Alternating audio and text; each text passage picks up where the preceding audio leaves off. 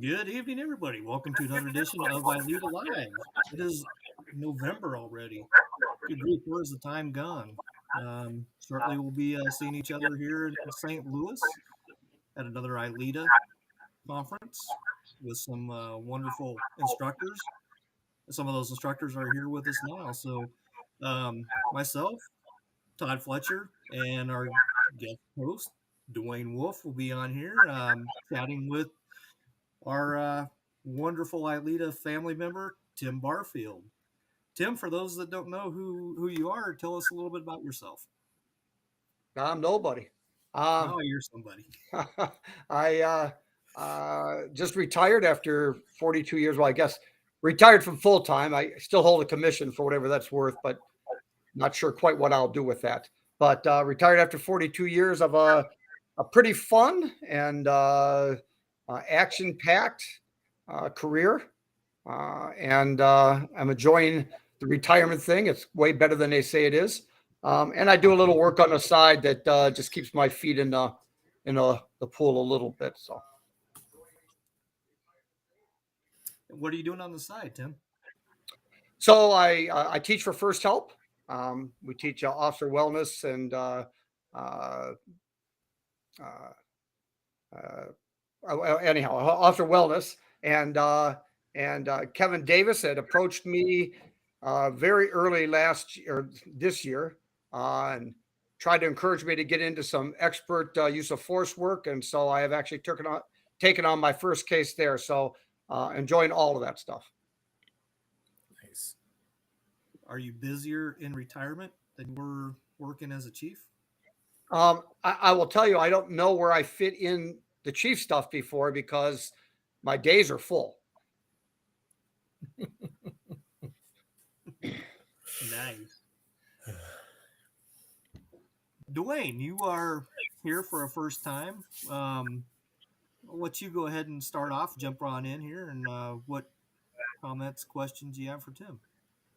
Well, Tim, I'm gonna throw kind of a curve at you.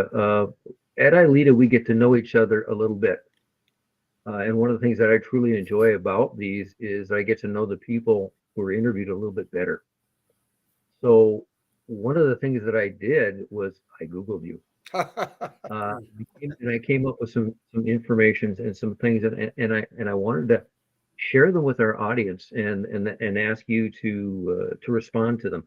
One of the things that was said at your retirement by the mayor was this: Chief Barfield's time as chief here was marked by a level of professionalism and departmental advancement that goes unmatched under prior administrations. From the day he walked into the department, he's worked tirelessly to develop officers prepared to handle whatever situations arise within our village. In doing so, he elevated the department's status and reputation as one of the best in the area. It's not often that a chief of police has a training background. How is it that you think that assisted you in being the leader that you were? Well, I think the training background certainly helped in that. But I'll tell you, for me, life changing in this profession, and what I think made me a better than average chief and um, better than average administrator, I suppose, was ILEETA. My connection with ILEETA and the cutting edge stuff that we do. We were doing stuff um, in ILEETA that 7 to 10 years later is now being like it's the cutting edge, right? This is stuff we were doing 7 to 10 years ago. So ILEETA keeps you fresh. It gives you a different perspective. One of the things that was often said to me, people would say, you should be an old timer, but you're pretty progressive. And I'm not sure exactly what the word progressive meant, but if it meant up to speed with what's going on today, then I would call myself progressive. Things that I was doing, you have other people that weren't there and are just, for example, the whole mental health and well being stuff that I was doing 8 years ago is now being mandated. But prior to that, nobody did anything about it, but we were doing that, 8 years ago, and that's 8, 9 years ago. And that was stuff that absolutely came from ILEETA and the influences connections there. So, um, on the topic of officers prepared to handle whatever situation arises, you had an officer involved shooting. I Googled that and I didn't watch, I believe I watched the video before that, but the video that I saw was of you standing at the microphone and you said something to the effect that watching the video, you had to walk away. And you could see the emotion in you as you watched the video involving your officers. And you said something that hit me very, very strongly, something you don't hear from leaders very, very often. And of course, working in a small department is different than working in a large department. But you said, and I quote, "I love my people." Yeah, it's absolutely true. You know, when I teach leadership, and this is, of course, this is a principle that I learned in leadership, right? I would teach people, you don't have to like your people, but you've got to love them. And you know, you don't have to like everybody. I mean, we have differences of opinions, we have differences of perspective, we have different personalities. And I listen, I've worked with people that I just don't have any real connection with them, but I loved them. I loved them all. And I made sure that I took care of them. And when you love your people, it drives how you handle even difficult situations with them because you're looking out for the best of them. So that is true. I did say that I love them, and it was hard to watch. It was hard to watch my people go through those very harrowing and difficult decisions, and the aftermath of that. That was harder than. And I've dealt with quite a few things. I had one of my people attempt to kill himself, and that was hard for me. But this was harder because I had to watch the video of it taking place and then deal with my people and then go before the media and what we know now today even is at oftentimes a hostile media. So that was a difficult situation. In an article written Bumps, Bruises, and Scars, a quote that you came up with was, and I think you probably know where I'm going with this one. Your quote is, "I'm no longer ashamed of my tears." Can you expand on that? Yeah, that article arose out of a conversation. So we would get together with, you get together with your children often, at least I do. And it was a regular occurrence for them to come over on the weekend, particularly on Sundays after church, and we'd have a meal. And this was a summer get together on the back porch, and we were just talking. And I hadn't often opened up to my children. My son is now on the job, had become interested in that. And I hadn't shared, I shared a lot, but you don't share some of the really hard stuff.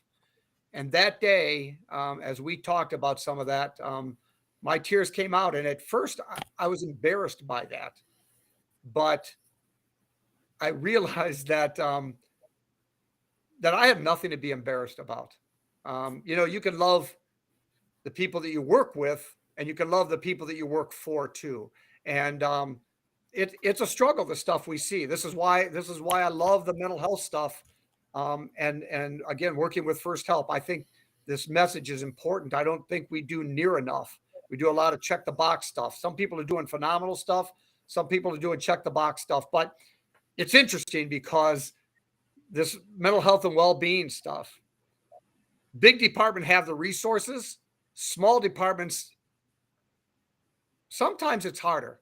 I walked out of a bigger department and into a department where when we were responding to calls, these people they all knew each other. They were all connected. They were brothers and sisters and cousins and gone to school with, and they were all connected in this small town of 5,000 people. So that connection is difficult, and that sometimes makes the calls we go on even that much harder. I don't know, but it's either way, it's across the spectrum. We need to deal with this. And, as part of First Help's program, we have the I Will Listen campaign, but part of that I Will Listen campaign is the I Will Talk campaign. And one of those things is we encourage people to be vulnerable and talk about these difficult things, because when we do that, we begin to break down those stereotypes, the stigmas, and people aren't so afraid, especially if it's an old timer like me, right? So if that old timer can talk about the things that troubles and have scared them and made it difficult, then we can make it easier for other people to do those things. Well, I want to thank you for writing that article and making that statement because, like you just said, I think it's important for us, for every police officer to hear that, to know that, and for trainers to be willing to relay that concept, feeling, whatever, to the people that we train. Once again, not keeping the emotion in, but dealing with it appropriately, not ignoring it. And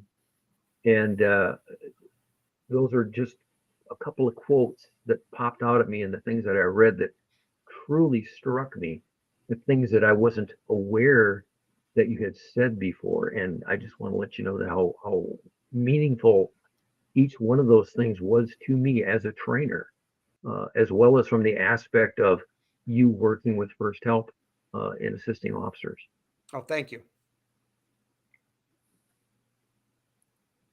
I'll leave it to the rest of you guys. I don't want to dominate the conversation here. Jason. Well, I think Jason has a really good question here if you want to address that. Sure. Well, obviously it's up on the screen here.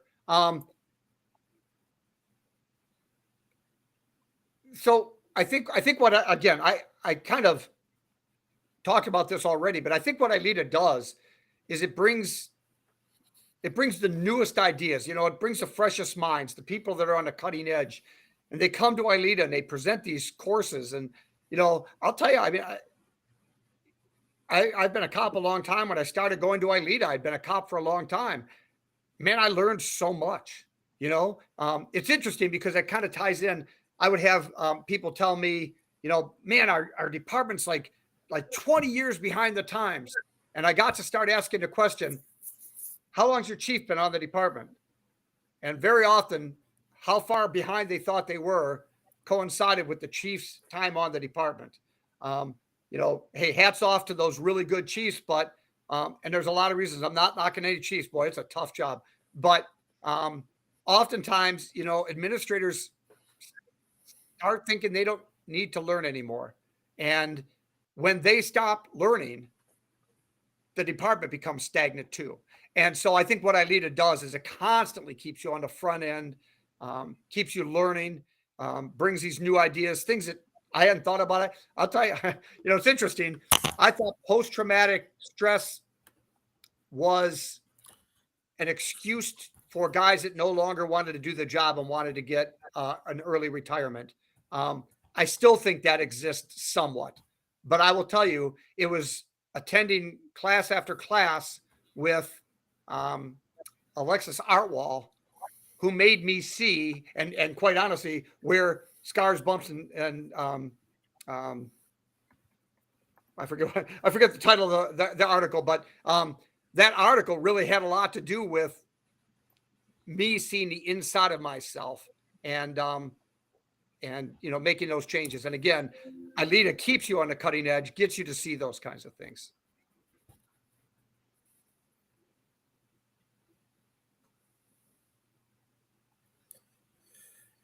I have a question for you, Tim. I met you through ILEETA, but I learned more about your philosophy through your writings on Police One, where you talked about the Pelian principles. Could you talk about how you came up with your philosophy and how it evolved over the years from when you were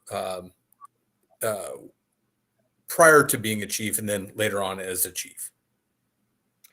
I'm sorry, I'm not exactly sure what you're asking. How did the Pelian principles impact me and change, or? So no. How did your thoughts on them evolve from the time that you were an officer to a sergeant and then later on as a chief, and what led you to write those series of articles on Police One? So it's interesting, and we probably don't have a lot of time to go into my whole history, but I will tell you. People will tell me, boy, like you're this really good cop. I said, I wasn't that guy. Right. I came from a small department, a town I grew up in.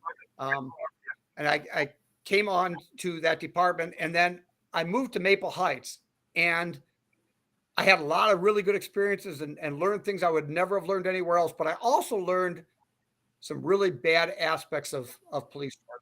I learned how to be a guy that I would be embarrassed to be today. And it took me a while to um, kind of see through that nonsense and begin to make those changes. And again, ILEETA had an awful lot of impact there. And so Sir Robert Peel, I mean, his principles, um, we're to work in conjunction with the public. We are the public. We're no better than them, and sometimes that's a problem for us. That the amount of force we use, impacts the public. These are things we need to take a look at. It's often said like the public needs to change, and that's true, but we're the ones serving that public. And as the public changes, we're their servants. So we have to change too. And that change doesn't come easily in a culture like law enforcement. It's interesting, no matter where you go. I have the advantage of traveling around and meeting cops from different places, but at ILEETA, we meet people from all over the world. And the law enforcement culture, by and large, is the same everywhere. And some of that is really, really good, probably 85% of it. But there's a percentage of it that we need to take a look at and we need to change. Now, I do believe those changes are happening at ILEETA, and it's having an impact, but we need to make some changes. And I think it's interesting because Peel got it, right? He got it back a long time ago, and those principles now are coming back. And if you read all of his principles, you'll see those things today on the headlines of the papers. So how did they evolve over the years? So from your time as an officer to a sergeant to a chief, how did your perspective on those evolve? Like what was there a certain catalyst, or was it just a short boil over time? No, it was a journey. It was all a journey. And you carry all those things with you as you move along. I had an experience where I was actually fired from the Maple Heights Police Department over a use of force incident. You had in that case, you had an absolute lack of leadership there. They failed, and that stuck with me. So two things I carried away from that incident. So I was fired. I won my job back, but two things I carried away. I was empowered to learn about leadership and learn about use of force, and I think those are two things that are terribly missing in law enforcement. And so as I had a chance to move up, and it's interesting, I remember being a patrolman and thinking, man, what does a sergeant do? Then I made sergeant, and I shut my mouth. I never asked again what a lieutenant did or a captain did or a chief did, because it was a whole different perspective for me when I became sergeant, and I learned a lot. And so I'm not saying I didn't work with some bad bosses from time to time, or certainly have seen some in this job, but there's a whole lot of learning goes on. There's a lot of things we don't know about what goes on above us. So I think it evolved over time through a lot of different experiences that brought me to where I am at. So Tim, I had this thought. I don't know where it came from on driving home tonight, and Todd was an hour early again tonight for his Again. for our meeting. But I asked this question of Todd. Tim, if you were to come back into law enforcement as a chief or an administrator, what would be your number one priority? Either fixing the culture or the leadership? Culture or leadership? Which would be the number one priority for you as a chief? Yes, they're the same thing. Culture and leadership is the same thing. If you treat your people well, you begin to change that culture. If you change your culture the right way, you're going to begin to develop leadership. They go hand in hand. You show me a department that has a bad reputation in its community, and I'll show you a department that treats its officers badly, and vice versa. How do you change the culture? it takes time. I'll tell you, one of the things I did when I became chief in Wellington, we had no training budget at all. So I provided some training. I begged and borrowed, and I made some deals, and I trained for some people, and we stole some of theirs. And I moved myself into positions that I could negotiate that. So for the Chiefs Association, I became the chair for the training committee. So I did those kinds of things. But one of the things, and here's a question by Joe Willis, because he knows about this. But one of the things we did is when we interviewed people for jobs, and when I say people, it doesn't matter where in the organization they fit. When we interviewed people, if we liked their first interview, we gave them a copy of Leadership and Self-Deception. And we had them read that. And when they were done, they made an appointment and they came back in and we had to talk about that book, because I think it's a great primer for leadership. When you begin to see people as people, when I say people as people, your own people, see them as people, but also the people on the street. They're just human beings, and they've gone through many things that we don't even know about. We have an exercise in the courses we do, or several of the courses we do for First Help, where we have a pie plate and or a paper plate, and we hand it out. And on there, we have people draw all the things that are on their plates, and we take some time to discuss that. And it's a real eye opener for people, because it forces people to realize, number one, everybody's got a plate full. And number two, they're not the only ones that has a plate full. Oftentimes we feel alone, and that loneliness can be scary, and it drives us into ourselves, right? When we start realizing it, everybody has this. And when I say everybody, you go to a call of domestic violence, a theft, you're arresting somebody. I promise you, those people have a plate full too.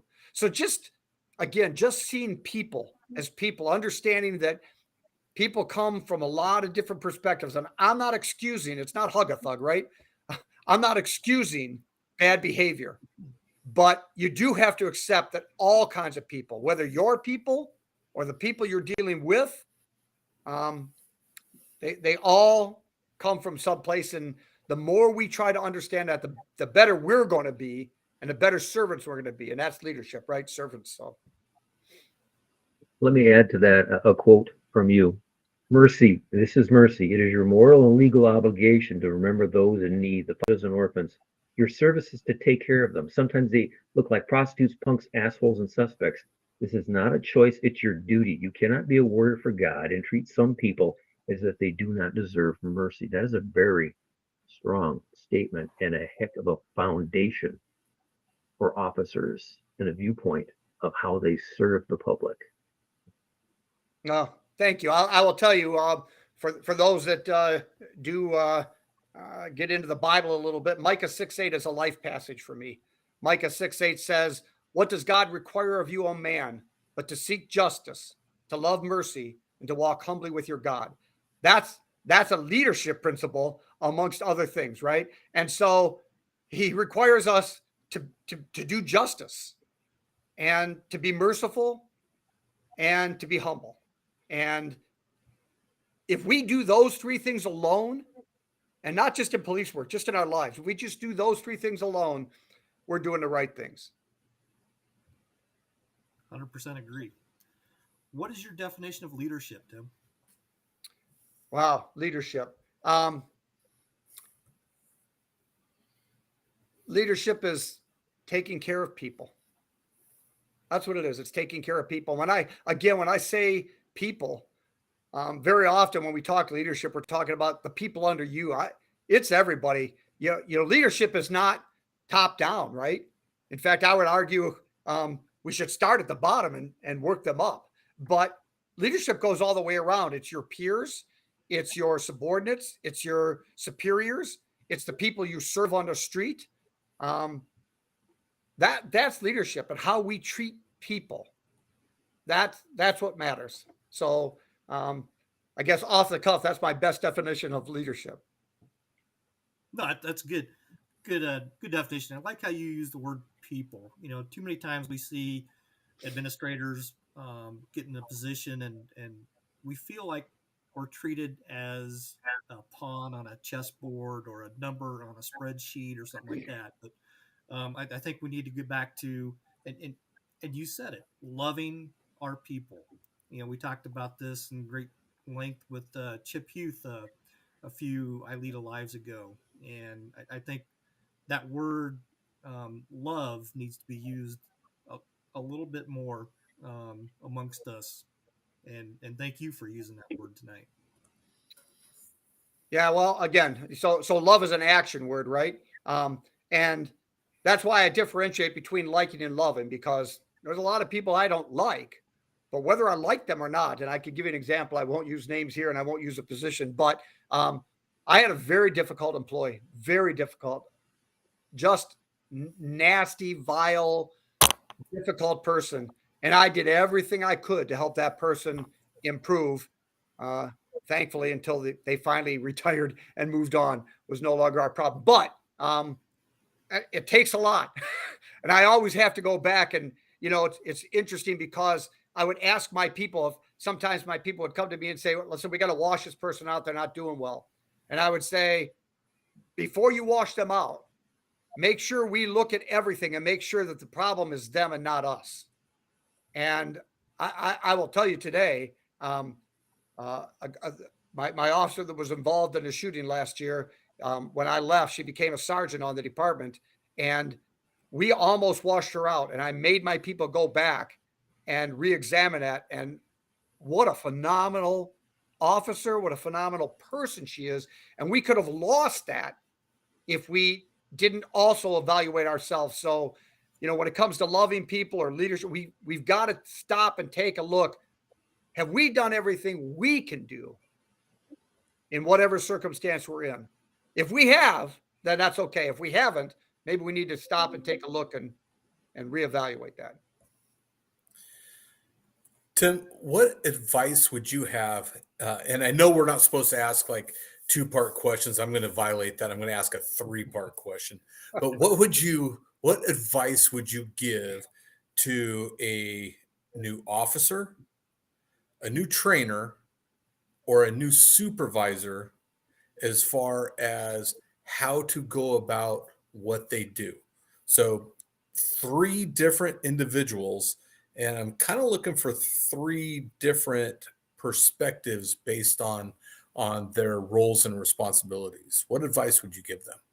Well, when it comes to roles and responsibilities, we'll take a look at that in a second. But I will tell you, and I've already kind of talked about this, I think leadership starts in the academy. I think if people grasp leadership, if they understand, again, this concept of serving people, then they're going to do that job well, right? If it's a new guy coming on, they have to understand that we're about serving, and that's serving. Sometimes, in my career, I've had to take out garbage cans. I've had to go capture bats. I've had to walk in the basement and turn off water when it was flooding somebody's basement. I've changed babies' diapers. Really, I mean, Chip Huth does a great job with his SWAT team. They talked about those things, but it amazes me when I look at what we talk about in the media about cops, and what I personally, and I know every one of you guys have these same experiences, what I personally seen cops do and how they help people and things that never get to the papers. I know of shifts that have taken up collections and gone out and bought Christmas presents because they arrested the mom on a drug charge, and they made sure that those kids had a Christmas. And they did that without just before Facebook, where we had to take a picture and take credit for it, right? They just did that because it's who we are. So leadership on all those levels, never forgetting where you came from. I think that's really important. It can be easy to do. We get caught up in the next thing. It's interesting. So police officers, right? They're always looking for the crime. So when we interview people, we're arresting people that commit crimes, right? So we're always looking for the crime. When somebody becomes a sergeant and somebody gets a complaint, do we give our officers a benefit of the doubt, or do we start searching for the crime? And I'll tell you, very often, one of the things we do is we start looking to solve the crime to, get that one off the board, right? We got to prove it because it came in. Oftentimes they're wrong. And so, not forgetting where we came from. And again, back to that whole thing about justice, compassion, humility, right? What is justice? Because justice isn't always a 10-year sentence. Justice is doing the right things for people. Compassion, we're all broken people. All of us are broken people. And we work in a field of broken people. I wasn't always a Christian. I'm unabashedly a Christian. I don't deny that. But I remember when I became a Christian, I was already a cop, and I became a Christian. And I said to my late wife at the time, I said, I don't know what I'm going to do. I can't be in this field because it's like a juxtaposition to Christianity. And it came to me not long after that. What a great opportunity to help people in the job that we do. We have an opportunity to impact people, to help people, and we can do that while we enforce the law. So, that compassion part, and then of course the humility. Never lose sight of the fact that we're just flawed people too, and we make mistakes. And the more we can see that in others as we see it in ourselves, I think those things, I would give that advice to every one of those people. That in addition to Willis's books on If I Knew Then, right? That 2-volume of Brian Willis's books, If I Knew Then, eclectic stories from cops, old cops, right? Saying, boy, I wish I'd have known this at the beginning, because, one of the things that happens is misery loves company, and we'll sit in a back room and we'll bitch and complain about everything that's going on instead of trying to be honest and ask somebody like, is it really that bad? Or is the chief really a jerk? Or is the sergeant really, it's interesting how easily we fall into that stuff and we don't speak the truth. Nice. Thank you. Tim, thinking back in your career, whether as a chief or, a brand new officer on the street, what is one of your, or a couple of your most gratifying moments as a law enforcement officer? It's interesting. Tommy Klein has a concept, and he's taught on us a few times. We're in some articles, and he talks about helpers or hunters, right? And it's interesting. I've started taking some of the stuff he says and ask people. When I ask people this question that you just asked, nobody remembers the big bust. Everybody remembers the time they helped somebody. We get into this job almost, it's like upper 90% of cops tell me they got into this job to help people. Yet we don't advance because we help people. We advance because we get a lot of tickets and a lot of arrests, right? And then we wonder sometimes why, that guy that's got 2 or 3 years on says, I hate this effing job, right? Because he came on to do one thing, but he gets rewarded for doing the other, and he can't advance unless he does the other. So this concept, right, of hunters or helpers. I'll tell you probably the things I remember the most. When I was in Wellington, we started a program called the Local Initiative Network and Compassion, where it's a little bit bigger than this, but the emphasis at the time was certainly on drug addicts, people that were addicted, could come in and seek help. And this is help before all the stuff that was there today was there. They would come in and we would ship them off to Florida or California, where we could get a scholarship for a treatment program, and we would get an airplane ticket and we would send them for help. And some of those people overdosed and died. Some of those people have relapsed and gone back, but many of those people have succeeded in this struggle with their substance abuse and have gone on to lead incredible lives. And to watch, and that's just one, but just the times that I have seen people that I've either arrested or people that were in dire straits who have come on to be successful in whatever that endeavor is, right? Those are the things that touch me the most. It's not the arrests. It's not the arrest or the big chase. Those are the great stories, but those aren't the ones that touch my heart. Thank you. I mean, it's always good to hear the good side of law enforcement, the heart side, what we love to do, the passion that we have for others and helping others. And I think it's important to keep that in perspective. And you know, the fun stuff is fun, but what you remember the most is going out of the way to help a fellow citizen, and that's why we all got into this job. Yeah. Dwayne, So Tim, as you've talked through your career at different points, we heard you talk about your attitude, your beliefs, how those things have changed, how as your job has changed. You recently retired, and you're following me into retirement, and I can tell you, it's a good place to be. I agree with you. What's your why right now going into retirement? So, I've written bios for Police One, for Law Officer. I've written them for ILEETA, a couple other places. But almost every one of those bios says that, he's been a policeman, blah, blah, blah, and he has a love for policemen. I have that love for policemen. And I still work on that end.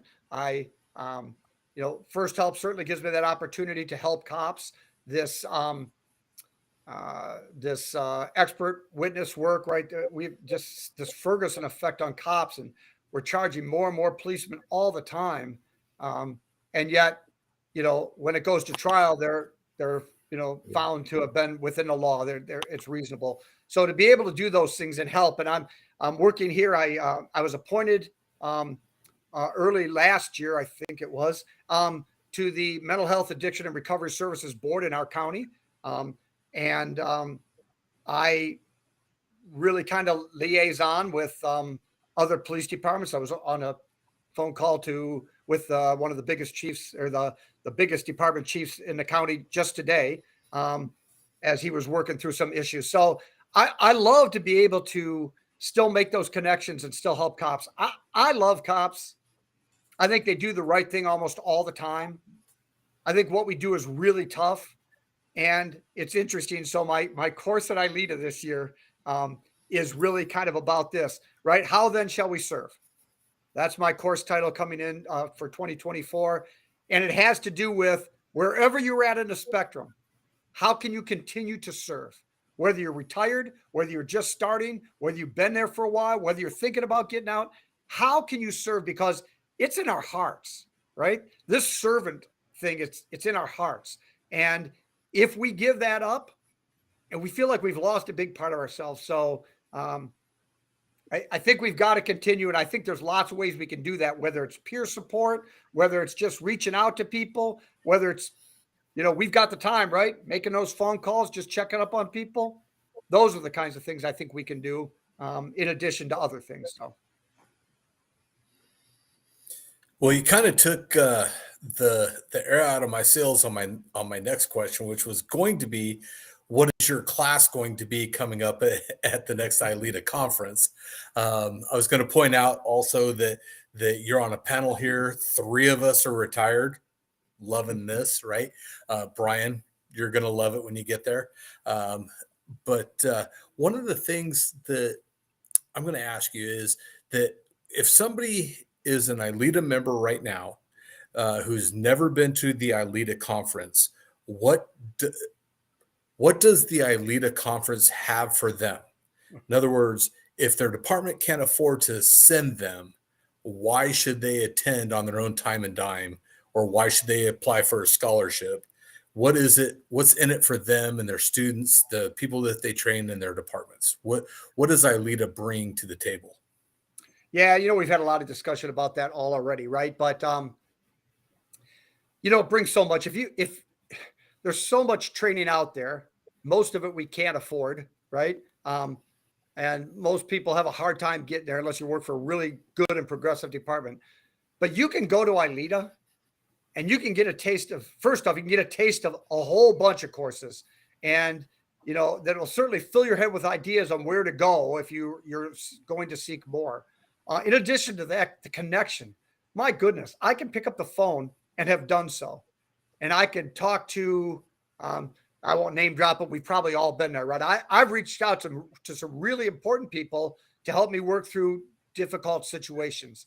I have, have resources that most people would never have, and you can make those connections just there in the hallways, and stopping after class and talking to people. I've never met anybody at ILEETA that's not willing to take the time and talk. So, I mean, for the money, you'll never be able to stretch a dime any better than going to ILEETA. The connections, the classes, the experiences, the new knowledge, those things are stuff that you won't get going to, a whole bunch of classes every year in one spot, certainly. So for those on ILEETA's Facebook page, Harvey just posted the classes, the conference schedule that will be released tomorrow. So you'll have a kind of a preview of that. So if you're not on Facebook, I will post that link in LinkedIn, and make sure you get that today. Tim, for those that aren't, I want to add a follow up though, Tim. What is your... No, go ahead, Todd. We got a little lag here. Okay, so what is your favorite part of the ILEETA conference? Oh, my favorite part of the ILEETA conference. I probably picking up my bag from Ron Scheidt. No, the connection. I'll tell you, the classes are fabulous. They really are fabulous.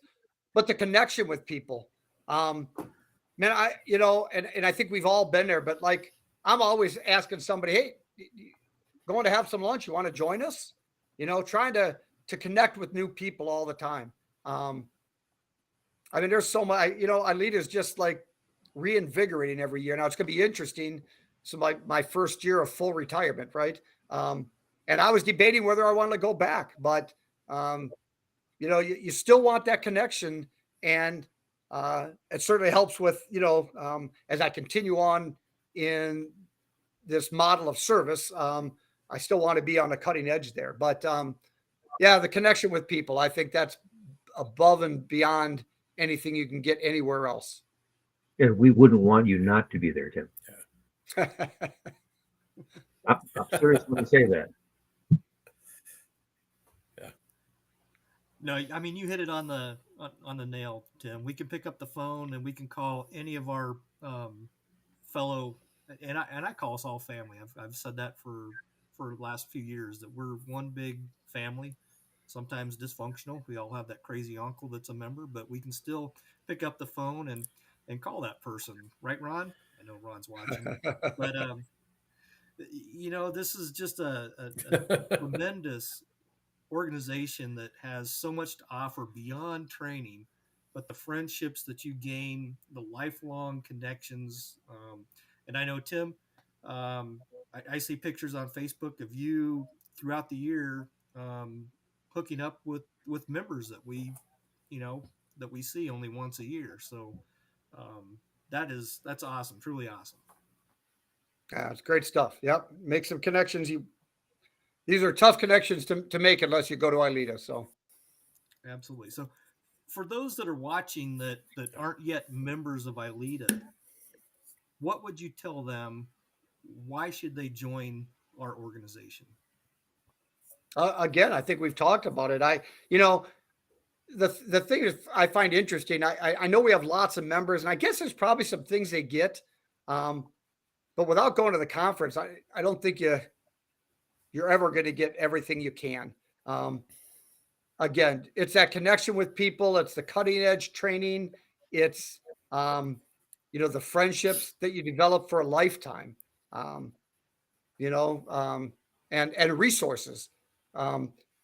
Maybe you don't know what to do with something and maybe somebody else does it, but given 2 or 3 people a call, somebody always has the resource and can point you where to go.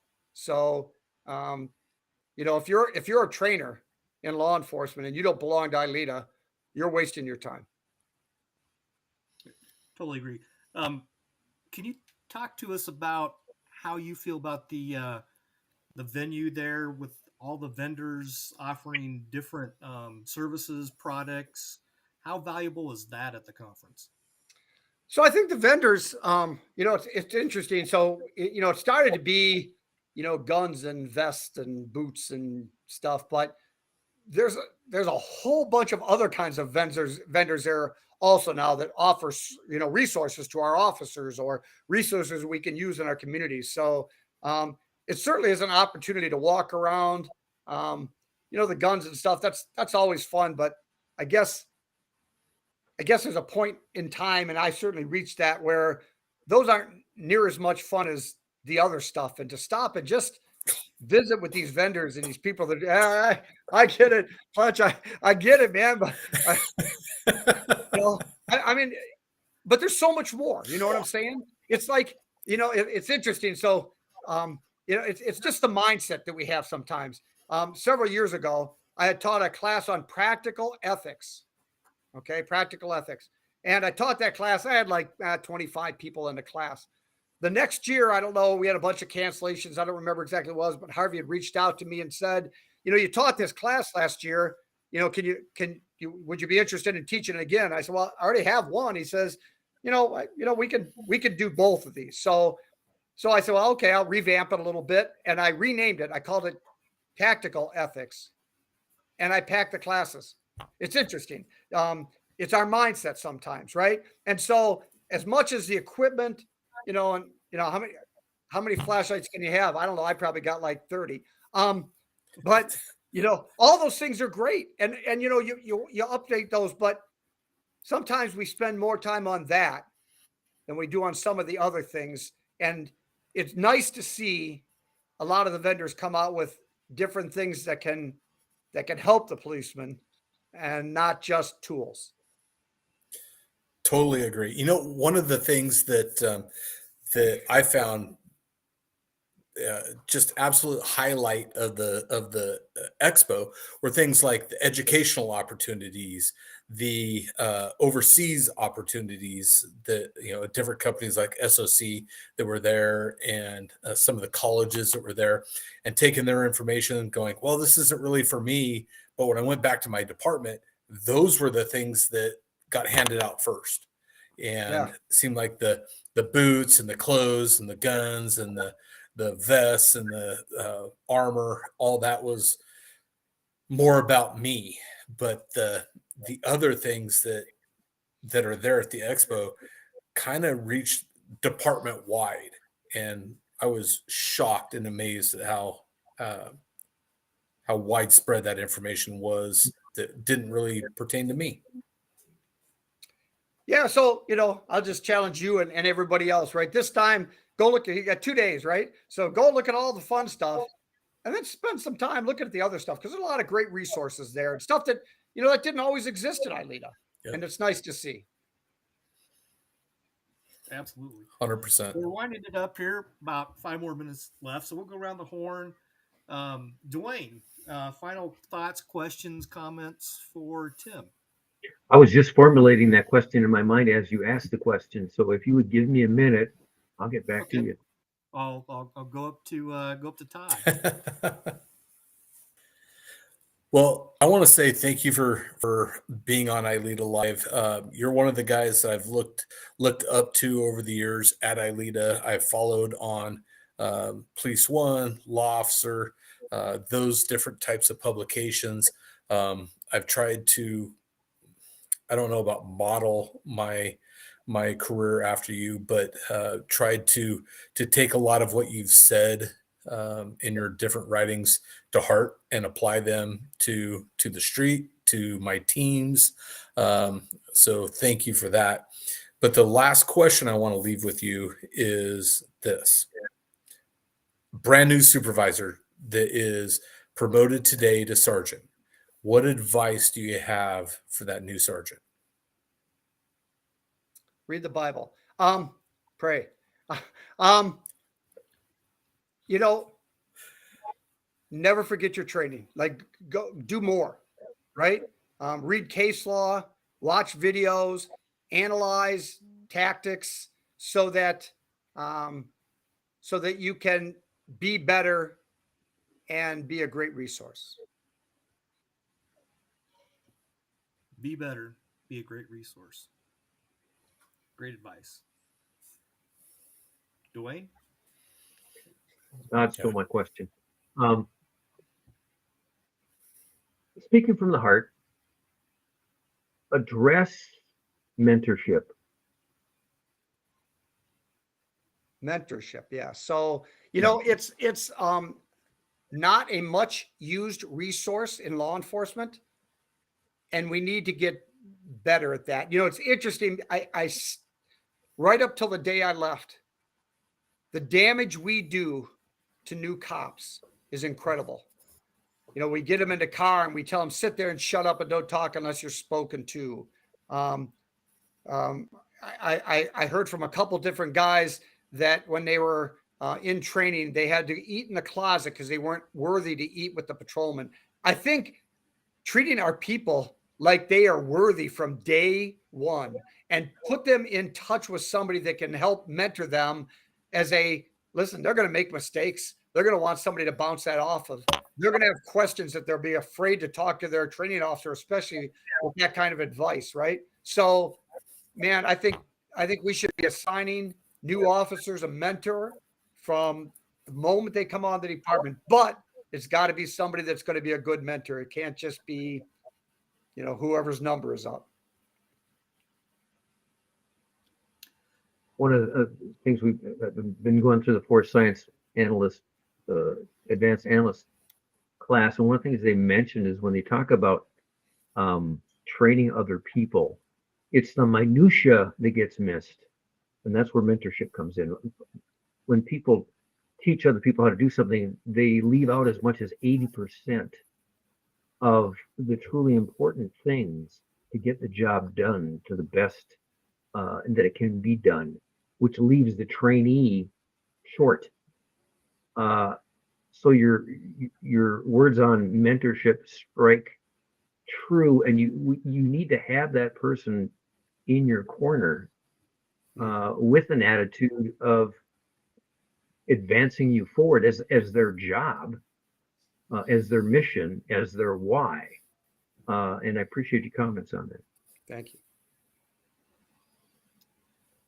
Tim, we hear a lot of negative comments about law enforcement, both from outside law enforcement and within our own ranks and officers. We hear very little positive things, and we need to hear that positive reinforcement often and more frequently. For those officers that are dealing with some issues, think this isn't right for them, I still believe there are a lot of good, noble men and women in a wonderful profession. This is still a good job. It's a good career. What's some positive comments, some positive thoughts that you have for all those law enforcement officers out there watching and listening tonight? Yeah, I'll tell you. I kind of hit on this early on in part of a discussion here, but the negativity, we thrive on it. I would often, when I would hear people complain about things, I would start to challenge the narrative. That didn't always make me popular, but it did shut up a lot of people. I think if you hear the negative stuff, challenge it. If it really is negative, then we should fix it. But more often than not, it's just complaining, and that's destructive. And so if you believe, like I probably all of us, Brian, you and I certainly agree, this is an honorable and noble profession. I believe cops do the right thing almost all the time. And I know, there was a survey out not too long ago. Would you recommend your child to go into law enforcement? I recommend all kinds of people to go in law enforcement. We need good people in this job, but it is a scary time, and we got to learn to take care of one another. And one of the ways we beat the negativity because, we have a negativity bias, right? It's built into us. And that's why misery loves company. But,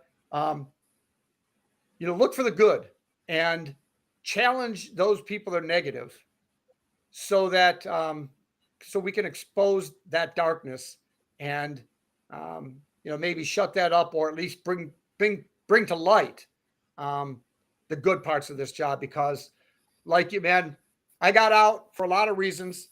A lot of it had to do with the nonsense that's going on in law enforcement.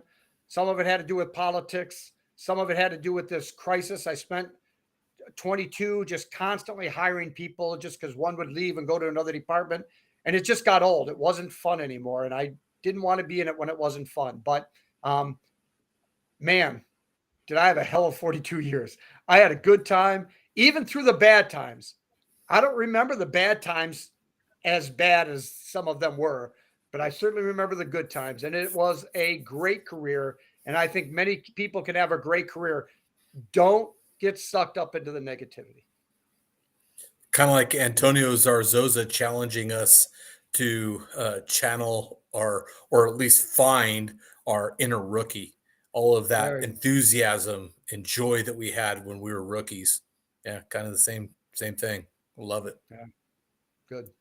Great stuff, Tim. So, ILEETA Journal. The deadline is December 10th, which is coming up. So, those of you that are writers, let's get writing, typing, get those articles submitted to me, Carrie, Kim, or Tom, and we will get you published.